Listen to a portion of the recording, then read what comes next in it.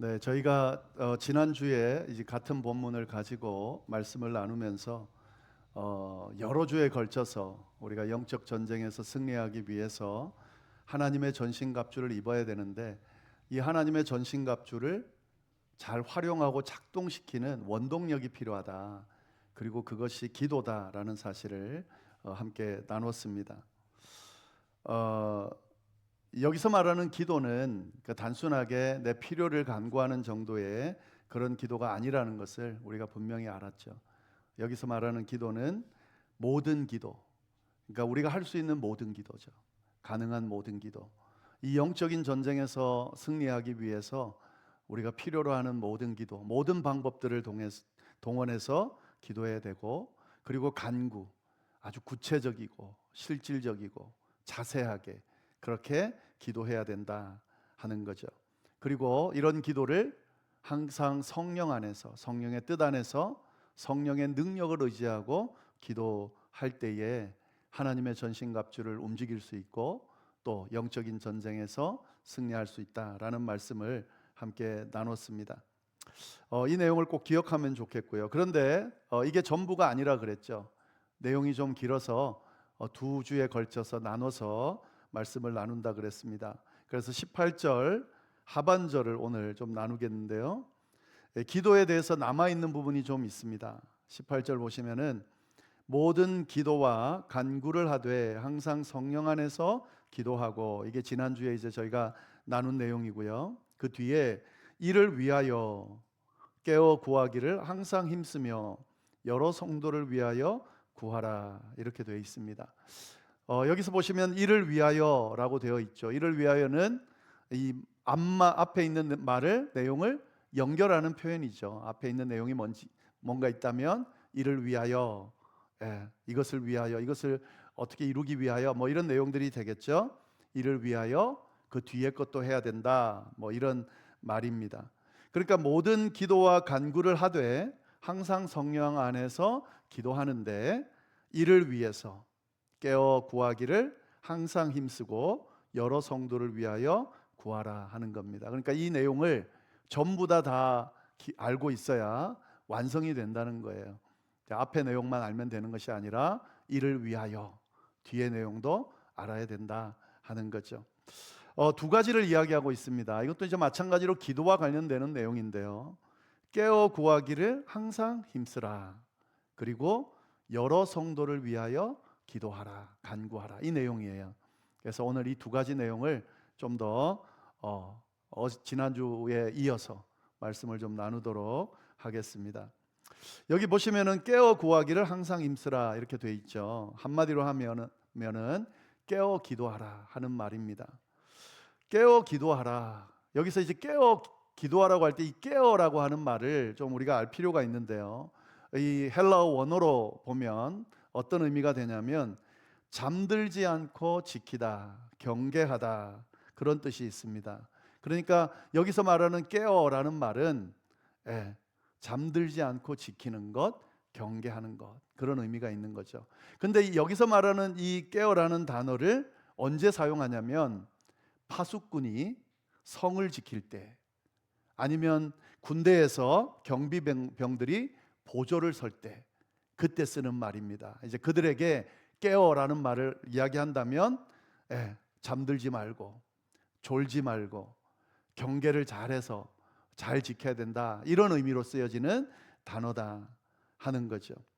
파수꾼이 성을 지키거나 이 군대 경비병들이 보초를 설 때 졸면 안 되죠. 자는 건 뭐 당연히 안 되는 거고요. 왜냐하면 그들의 역할이 뭡니까? 적들이 침입해 오는 것을, 아직 오지는 않았지만 침입해 오는 것을 경계하면서, 언제 어디서 적들이 오거나 위험한 상황들이 있을지 모르니까 이걸 잘 지켜보다가 미리 감지하게 되면 경계하고 보고하는 역할을 해야 되죠. 그러니까 당연히 졸거나 자거나 하면 안 되겠죠. 그런 의미의 깨어라는 의미입니다. 그러니까 깨어 기도하라라고 하면 우리가 어떻게 이해할 수 있습니까? 우리가 파수꾼이나 보초를 서는 경비병의 마음으로, 모습으로 어떻게 하라고요? 졸지 않고 자지 않고 경계하면서 지키면서 그렇게 깨어 있어라 하는 그런 의미로 지금 이야기한다는 것을 우리가 알 수가 있죠. 그렇게 기도하라라고 하는 겁니다. 왜 이렇게 기도해야 되냐? 계속해서 지금 반복해서 하는 이야기인데요. 이 영적 전쟁에서 우리를 공격해오는 이 사단의 어떤 공격은 우리가 예측할 수 있는 게 아니죠. 끊임없이 우리를 넘어뜨리려고 공격해오는데 언제 어디서 어떤 방법으로 공격할지를 몰라요.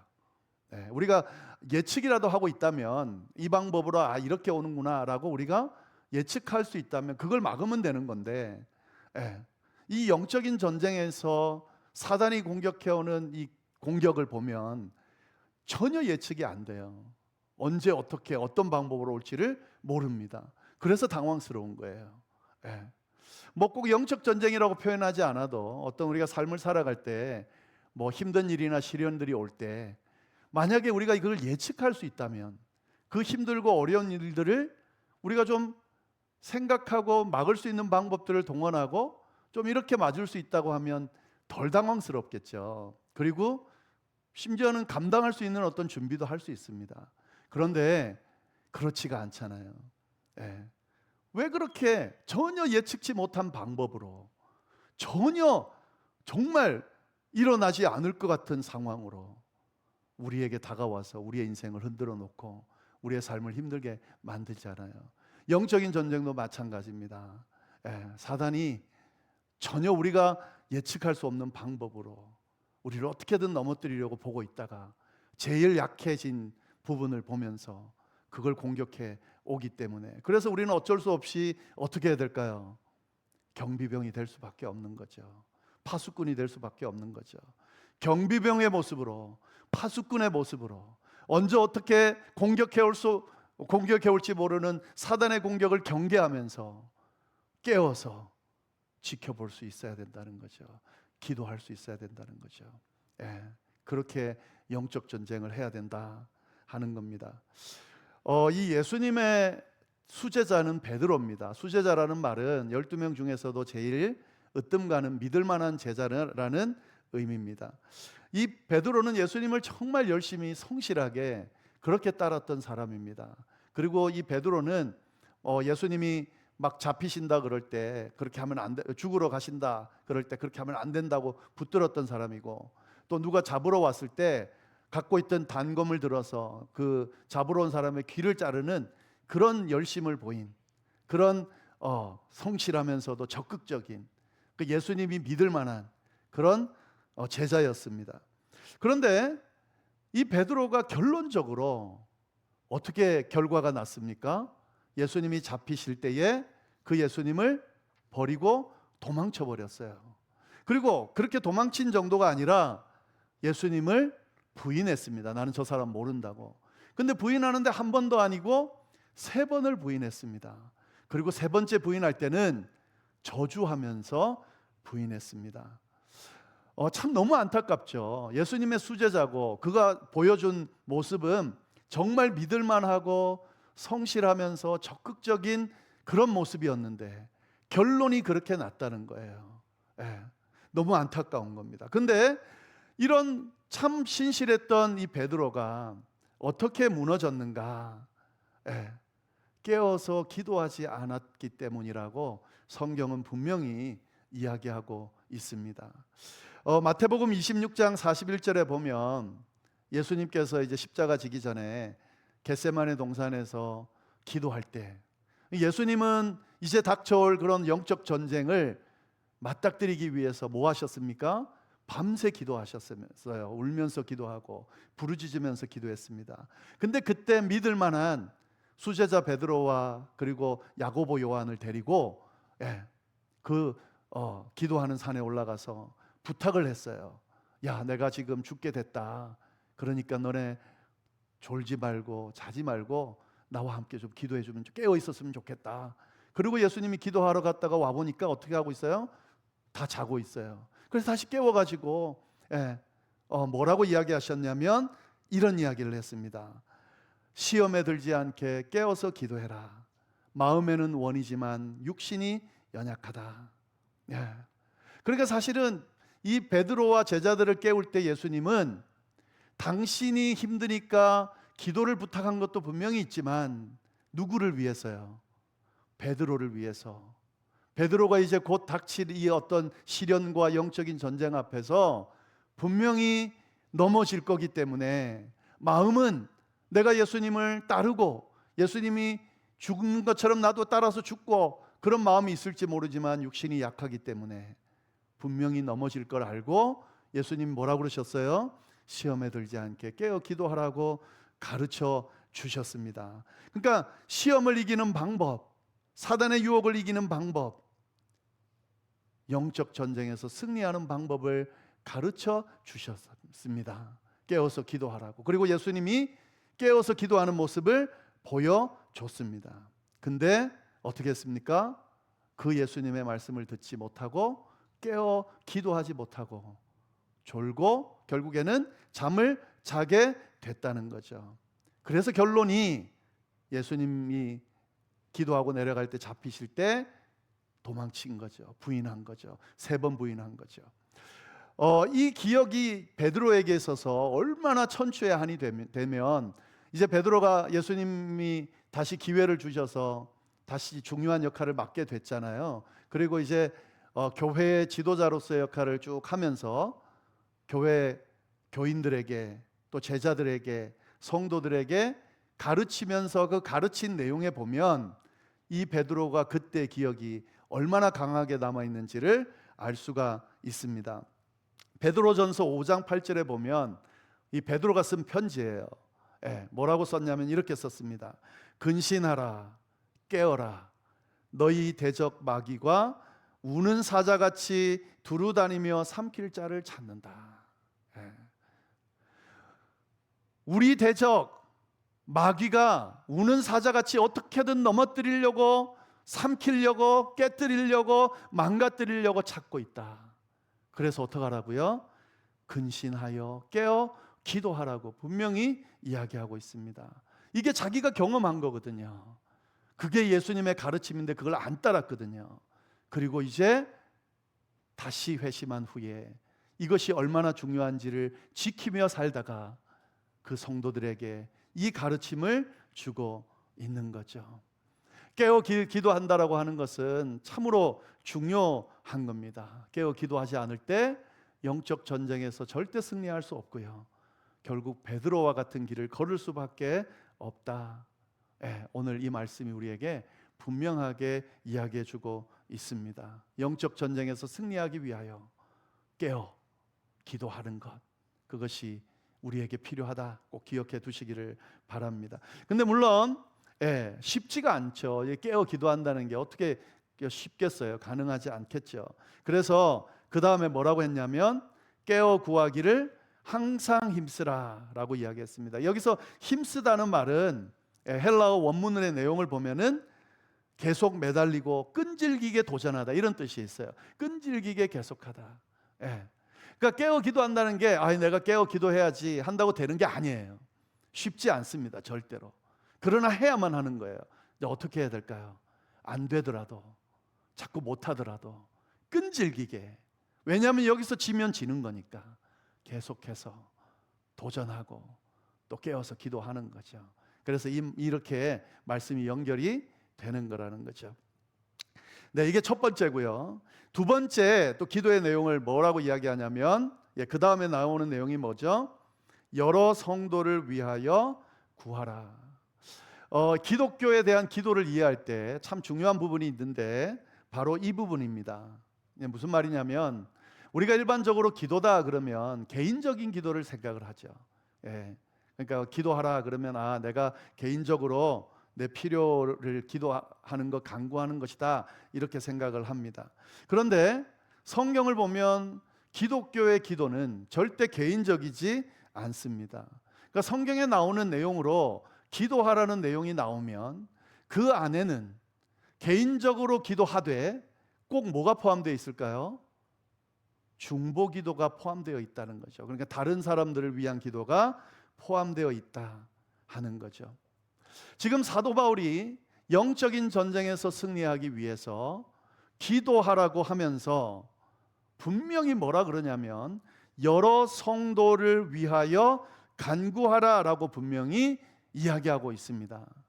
그러니까 모든 기도의 방법을 다 동원해서 기도하고 구체적이고 자세하게 그렇게 실질적으로 기도하고 성령 안에서 기도하고 그리고 깨어서 기도하되 그 기도 안에 뭘 담으라는 거예요? 여러 성도들을 위한 기도를 담으라 라고 분명하게 이야기하고 있습니다. 중보 기도를 하라 하는 거예요. 그러면 왜 여러 성도를 위하여 기도하라고 그렇게 사도 바울이 이야기하고 있을까요? 우리가 이 영적 전쟁을 하면서 우리가 경험하는 건 뭐냐면 사실은 영적 전쟁에서 늘 승리하기를 원하죠. 그리고 이제 하나님의 전신갑주를 알았고 딱 취해가지고 우리가 기도로 탁 싸우면서 한 번도 지지 않고 계속해서 그 전쟁을 승리하면서 그 전쟁에서 무너지지 않고 인생을 좀 멋지게 그렇게 잘 살아보고 싶은 마음이 분명히 있습니다.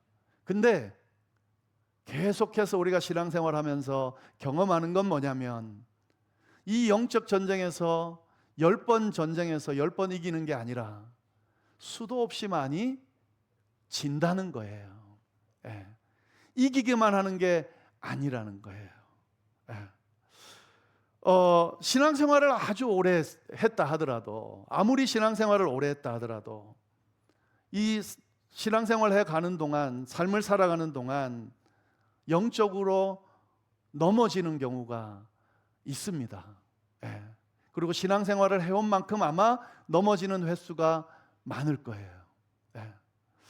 이건 무슨 말이냐면 우리가 영적 전쟁에서 이렇게 기도하고 우리 힘으로 뭘 이렇게 해보면서 하나님의 도우심으로 해보려고 하더라도 그게 쉬운 것이 아니다라는 이야기입니다. 감당하기가 쉽지가 않습니다. 그러니까 알아요. 기도해야 되는 거 알고 기도해야 이긴다는 것도 알고 감당할 수 있다는 것도 다 알아요. 근데 너무 감당하기 힘든 일을 겪으면 너무 예측치 못한 어려운 문제 앞에 서게 되면 너무 한꺼번에 많은 것들이 몰려오면 아무리 신앙이 좋은 사람이라 할지라도 기도가 안 나올 때가 있어요. 기도해야 되는 것을 알매도 불구하고 기도하지 못할 때가 있어요. 일어서야 되는 걸 알매도 불구하고 내가 힘을 내야 내가 다시 일어서야 이걸 이길 수 있고 이 상황을 헤쳐나갈 수 있음을 알매도 불구하고 할 수 없는 때가 있다고요. 이럴 때는 영적 전쟁에서 승리할 수가 없죠. 그때는 어떻게 해야 될까요? 그때 누군가 나를 위해 기도해 주는 중보자가 있으면 그 중보자의 기도 때문에 이길 수 있다. 이게 지금 성경이 우리에게 이야기해 주는 내용입니다. 그래서 여러 성도를 위하여 기도하라는 거예요. 어떨 때는 내가 기도할 수 있을 때가 있겠죠. 그래서 내가 입술을 열어 기도하고 있는 그때에 기도해야 함에도 불구하고 기도하지 못하는 누군가가 저기에 있다면 그가 내 눈에 들어와야 하고 그를 위해서 기도할 수 있어야 된다는 거죠.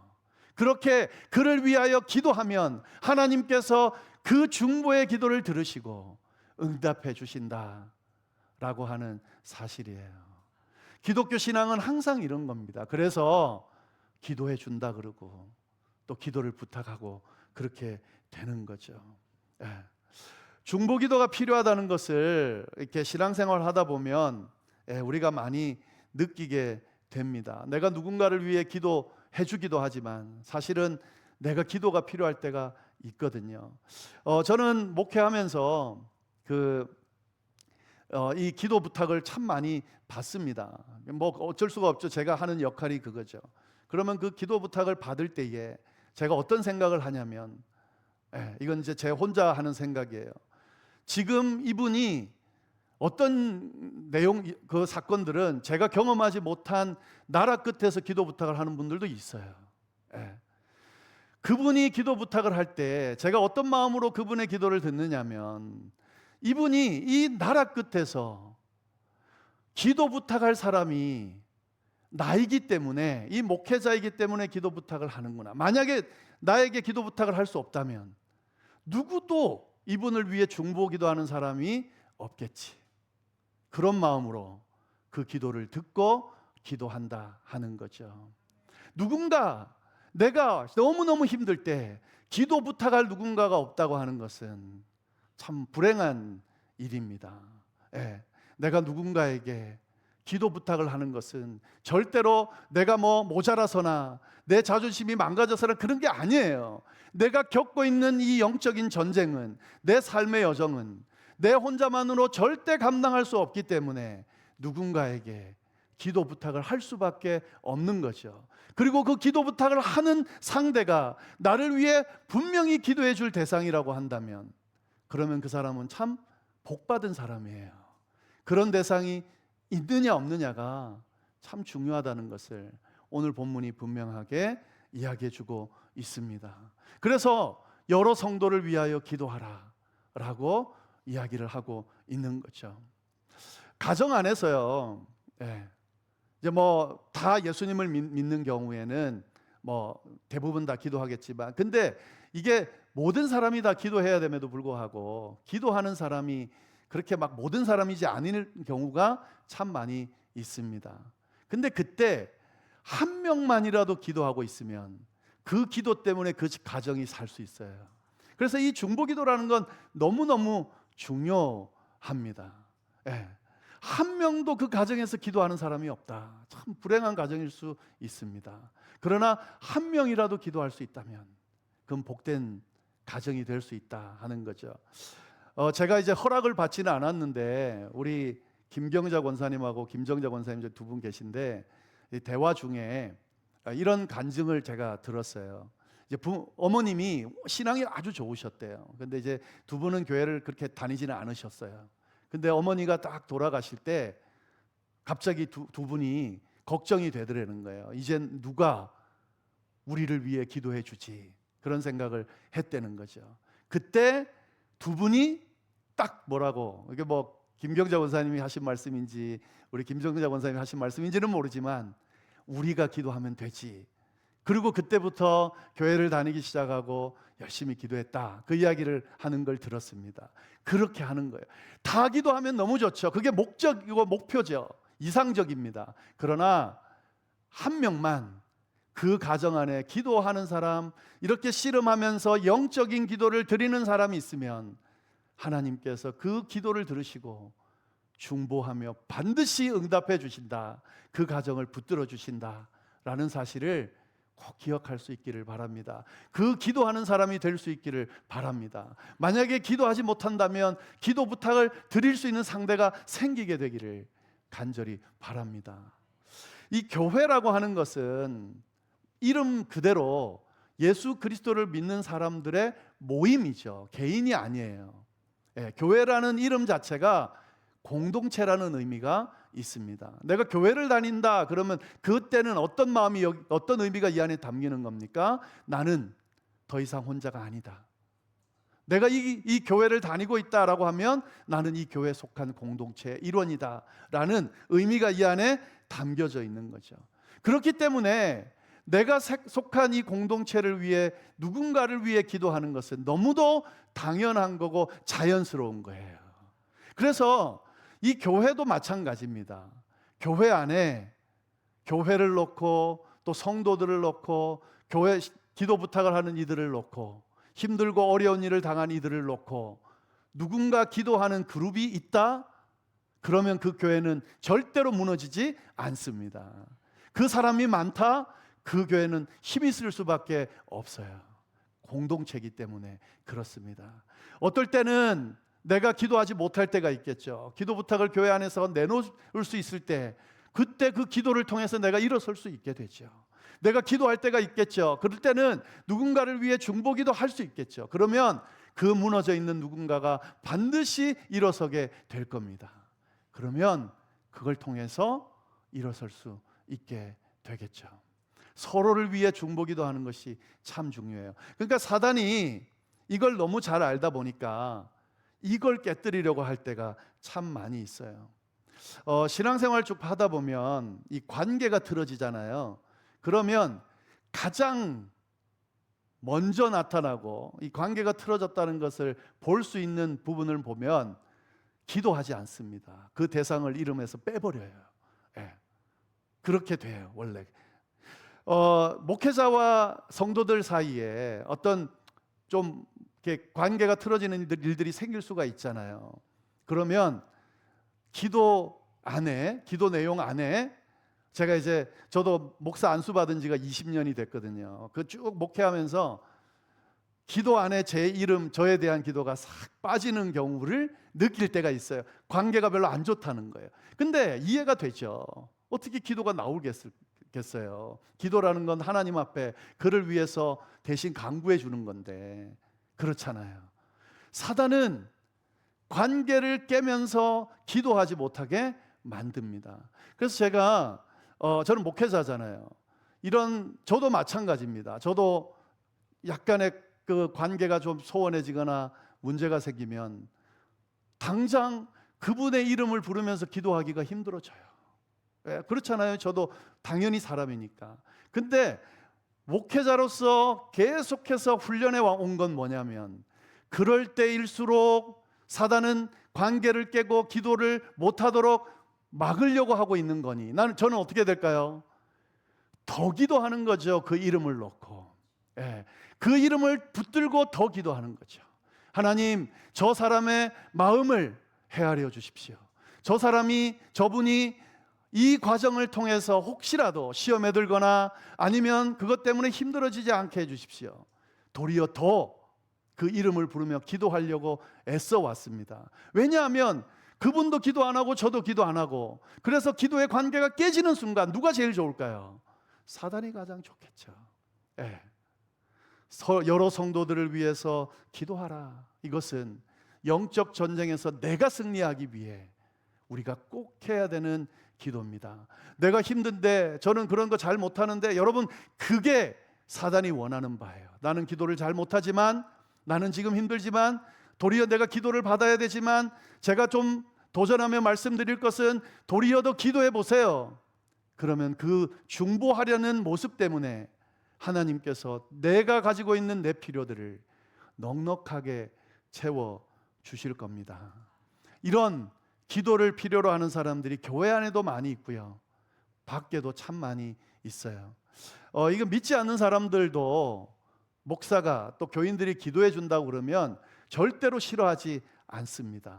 예, 진짜 기도가 필요할 때 누구든 아무 신이든 막 붙들고 간구하고 싶을 때 그때 옆에 만약에 기독교인이 있고 저 사람이 정말 기도하는 사람이라면 그 사람이 내가 좀 기도해 줄게요 라고 하는 그 기도 부탁을 절대로 이렇게 싫어하거나 외면하거나 하지 않습니다. 예, 누군가를 위해 기도한다는 건 이렇듯 중요한 겁니다. 예, 이렇게 네 가지 우리가 쭉 앞에서 나눈 이 내용들을 다 포함해서 기도할 때 우리가 영적 전쟁에서 하나님의 전신갑주를 잘 활용하면서 그렇게 승리할 수 있다. 말씀이 우리에게 분명하게 이야기해 주고 있습니다. 정리하겠습니다.